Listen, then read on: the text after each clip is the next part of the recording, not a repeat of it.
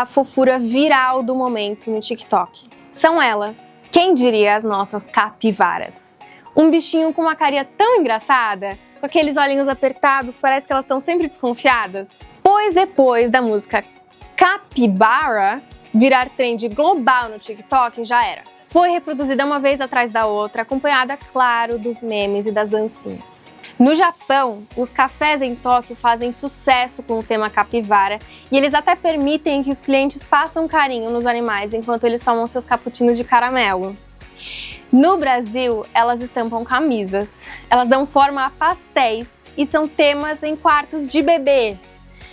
Antes, as capivaras eram vistas como animais vetores de doenças. Você com certeza pensou nisso quando eu comecei o assunto. O biólogo José Sabino, professor da UEMS e produtor audiovisual de conteúdo sobre natureza, diz que hoje a relação com as capivaras é muito mais afetiva. A doença que a gente está se referindo aqui, de que a capivara é vetora, é a febre maculosa. As capivaras, coitadas, não transmitem a doença, mas elas são hospedeiras do carrapato estrela. Quando o carrapato estrela pica a capivara e depois vai picar o humano, a doença é transmitida. Aí sim. Então o biólogo explica que na natureza ela está em equilíbrio com predadores naturais, como jacaré, onça.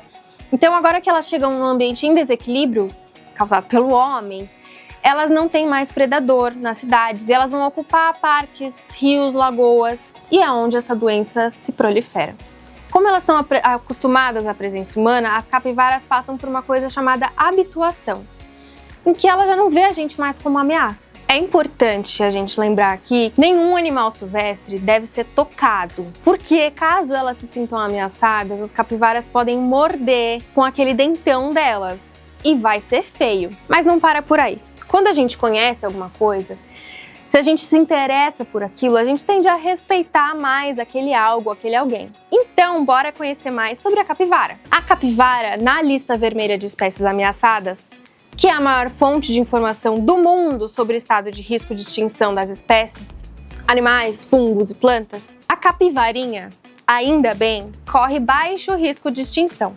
Porém, ela ainda assim é caçada por causa da pele dela e por disseminar a febre maculosa e destruir as plantações também. Ela também é o maior roedor da Terra, sabia disso? Elas são mamíferos semiaquáticos e elas são encontradas em grande parte da América do Sul, do Norte e Centro, mas mais Centro e América do Sul. Elas são primas dos porquinhos da Índia e primas mais distantes ainda das chinchilas. Elas também são ótimas nadadoras, apesar delas parecerem meio pesadas e serem rechonchudinhas.